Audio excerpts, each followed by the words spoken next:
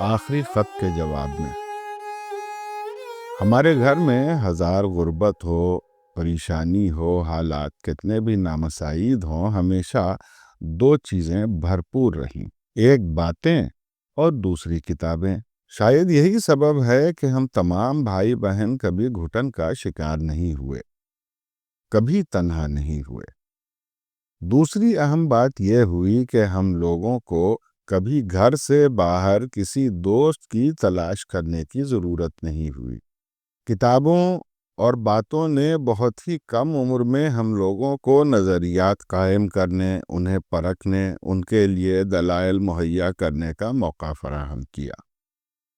ہر کسی نے اپنی زندگی کے حالات سے متاثر ہو کر مختلف نظریات قائم کیے۔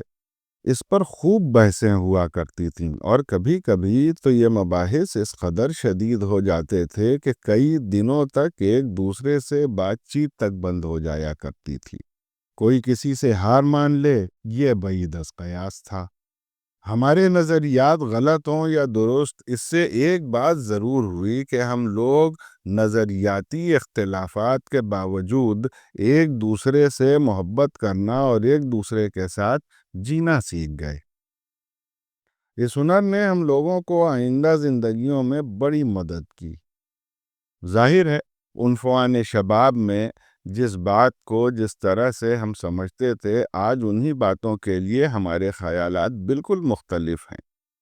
اس تغیر اور تبدل نے ہم سب کو یہ حقیقت سمجھنے میں مدد کی کہ وقت، تجربے اور تلاش مل کر انسان کی فکر کو سیالیت عطا کرتے ہیں، جس کی وجہ سے اس کے نظریات میں تبدیلی آتی رہتی ہے۔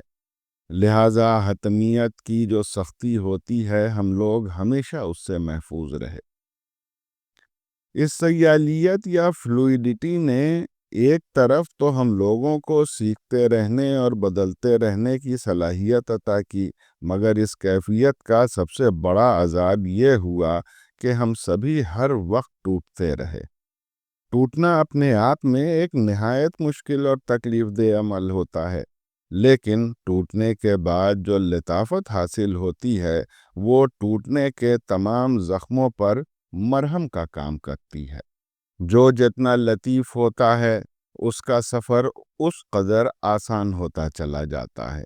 مثال کے طور پر، جب پانی کے سامنے کوئی پتھر آ جاتا ہے تو پانی نہیں ٹھہرتا، بلکہ پانی کی لچک اسے فوراً اپنا رستہ بدل کر آگے بڑھ جانے میں مدد کرتی ہے۔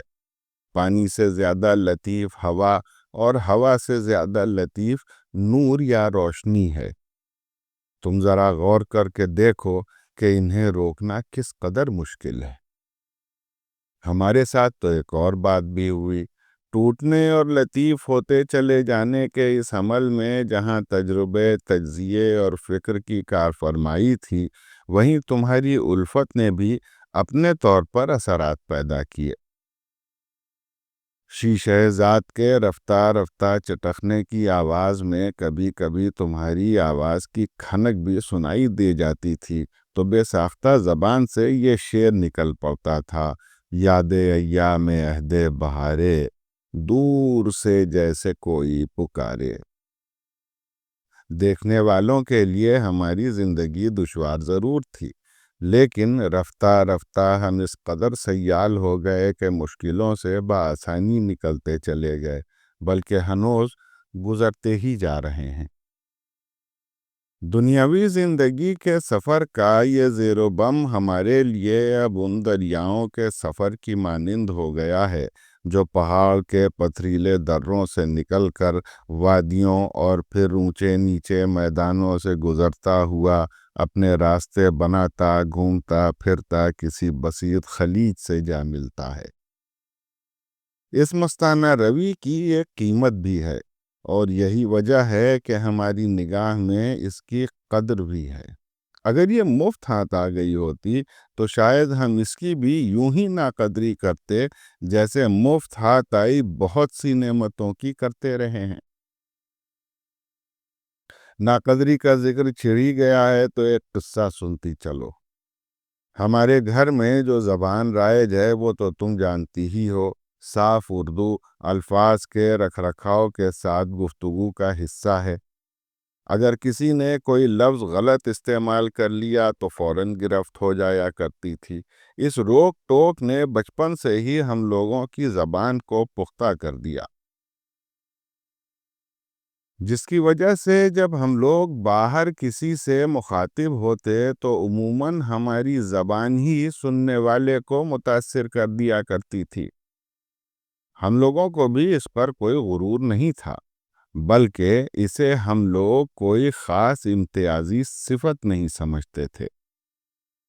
زبان خواہ وہ اردو معلیٰ ہو کہ کوئی دیگر مقامی زبان، ہر زبان میں اپنی ایک دلکشی ہوتی ہے۔ یہ سبق ہم لوگوں کو تبھی سکھا دیا گیا تھا جب ہم نے بولنا شروع کیا تھا۔ اس لیے زبان کی بنیاد پر ہم لوگوں کی نگاہ میں کوئی ادنا یا اعلیٰ نہیں تھا۔